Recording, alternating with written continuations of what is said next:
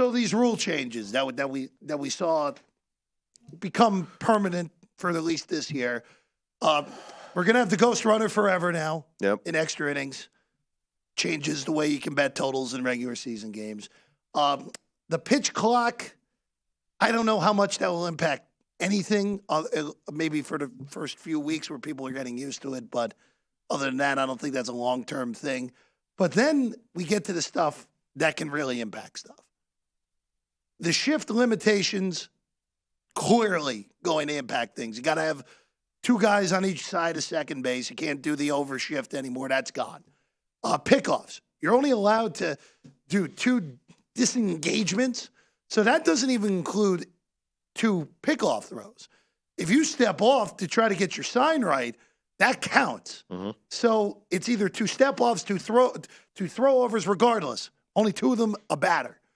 And then the one that everyone loved on Twitter this week, the bigger bases.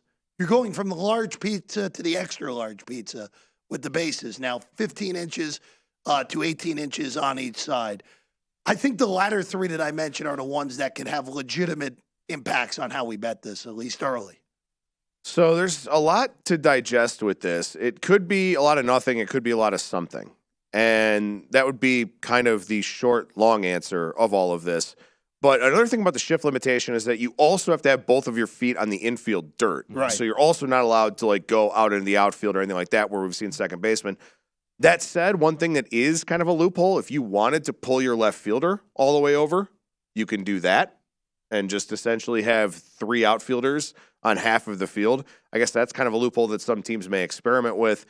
Look, a lot of this is going to be on a case-by-case basis, on a team-by-team basis.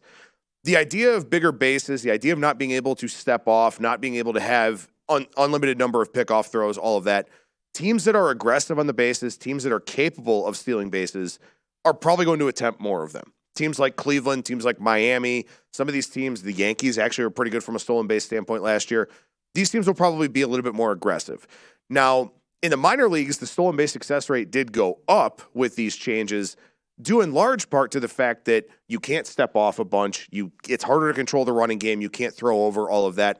The bigger bases is largely more of a safety issue than anything else. It shouldn't really impact too much in terms of plays at the bases, stolen bases, stuff like that. But the disengagement thing I think is really interesting.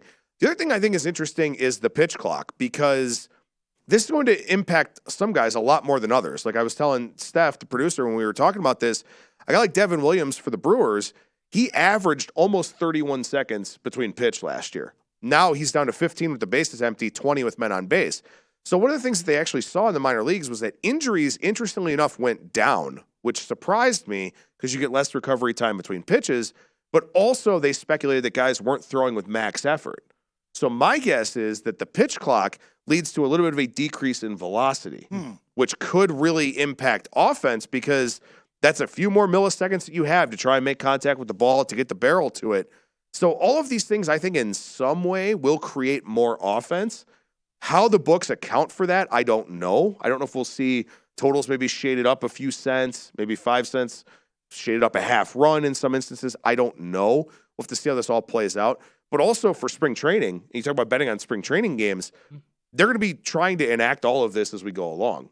And the penalties for these things are automatic strikes or automatic balls. The difference between a 1-2 count and a 2-1 count is monumental for a hitter. A 1-0 count versus an 0-1 count, huge difference for a hitter. So I think I'm going to be watching it very closely in spring training. I probably won't bet much of it, but I'm going to watch and see how teams adjust to this, and specifically how pitchers that will be more impacted by these rule changes adjust to it. So I was reading something too. Are they placing an emphasis on calling balks now as well? Yes. So that's the other part of this too, right? Like that's kind of a big deal when you're talking, because there's so many ways to be called for a balk now. Right, exactly. Yeah, I mean, if you have a certain windup, if you end up, maybe you try to use your A pickoff move every time now instead of just generically throwing over to let a guy know you're paying attention to him, and all of a sudden you balk. I mean, you talk about what the impact that can have from a run expectancy standpoint, moving a guy from first to second, from second to third. Obviously, if you do something with a guy on third. So I don't know if we're going to make too much out of this or if we're not going to make enough out of this, because something else to think about, and this is just kind of speculation on mindsets and philosophies, you know, a lot of teams started elevating the baseball, right? They started hitting for more power, hitting more fly balls, because you don't pull a fly ball into the shift. So now guys may not be trying to hit as many fly balls. So we could have fewer home runs and doubles, but more singles. Are teams able to string singles together in this high strikeout environment? Will the impact on more stolen bases help? I don't know. There's almost a thing to support more offense, but then you can also talk about how it could cancel out some offense.